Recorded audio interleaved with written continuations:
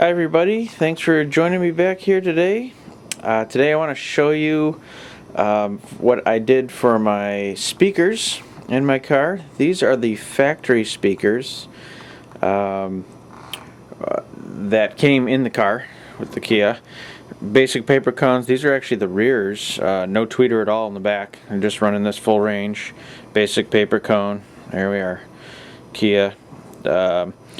20 watts RMS, it looks like, 40 watts peak. Real basic, just, you know, whatever they could get in there that was cheap. A paper cone can actually perform decent. Not so great in the highs without the tweeter, but paper's a great material for a woofer cone. It's just that these don't really have a big motor structure. They don't have a lot of power handling. So if we really want to get some quality out of them, we're going to need something better than this. So let me show you what I chose. I looked at a lot of different speakers, and here we go. Dun, dun, dun, dun, dun. La. Okay. I went with Helix. I looked at a lot of different brands. I'm doing coaxials in the rear. This is the coax. I've actually already installed it into the factory spacer that was in the car.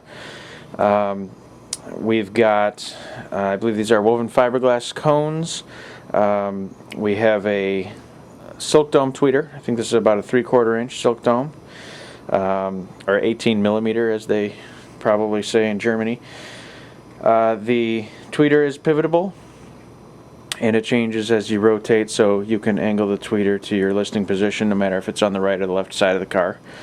I'm pretty excited about these. They aren't very well known in the US or this side of the world because they haven't been imported until I think it was late last year or beginning this year. So they haven't been in the market for long, so there's really not much information. I've seen a few videos on them, but they're all in a different language. Still fun to watch though.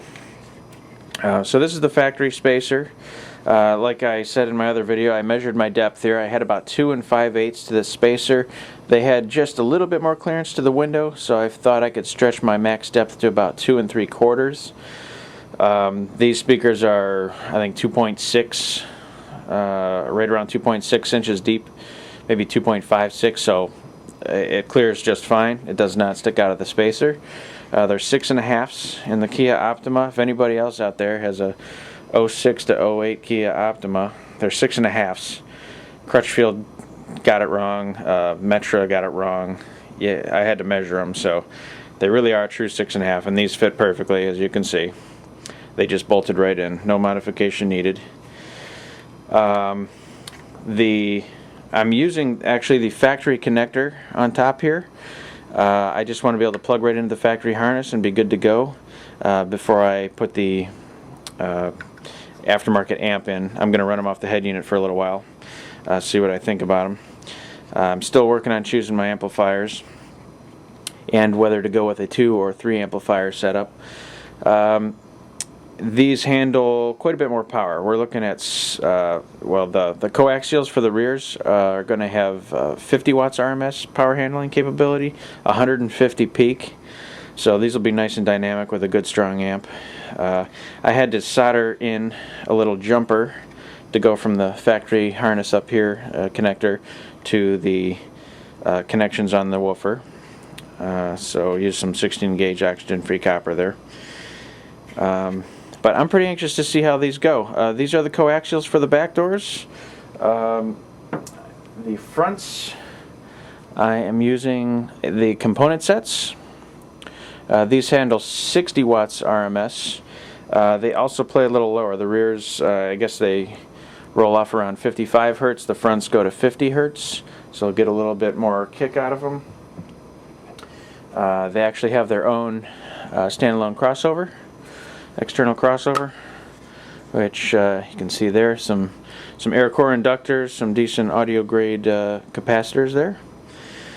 We've got some pretty close tolerance resistors too. The Helix company, that also Brax. Brax is their real high-end stuff. We're talking $3,200 component sets. Helix is they're a little bit more affordable line, so still really high quality stuff. So that really fits right in with the scope of my project here, being a semi-budget sound quality job. Also, they have some nice tweeters here. They're 1-inch silk domes up front. They do pivot. They have a few different mounting options. I think this is the flush mount. I'm not quite sure where I'm going to put them yet. I have to see if they're going to fit behind the little tweeter pods that the factory came with in the doors, right in the corner of the window. They look kind of big, and the factory pods are kind of small, so we'll see. They may go in the A-pillars. They may end up going in the doors. I have to play around with that a little bit yet. But also, the factory spacer here has some gaps for where they feed the wire through. I'm going to cover that up with some more Stinger Roadkill. I think just make a little patch for it, just to seal up the door as good as possible. Alright, well, I'm anxious to get these in the car. I'm going to put the rears in tonight. The component sets, I'm going to wait till I get the amplifier connected up front to put them in.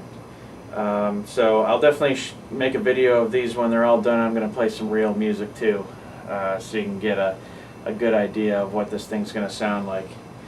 Should be pretty cool. I'll see if I can get an actual microphone so you can really get an idea of what this sounds like when the whole thing is done.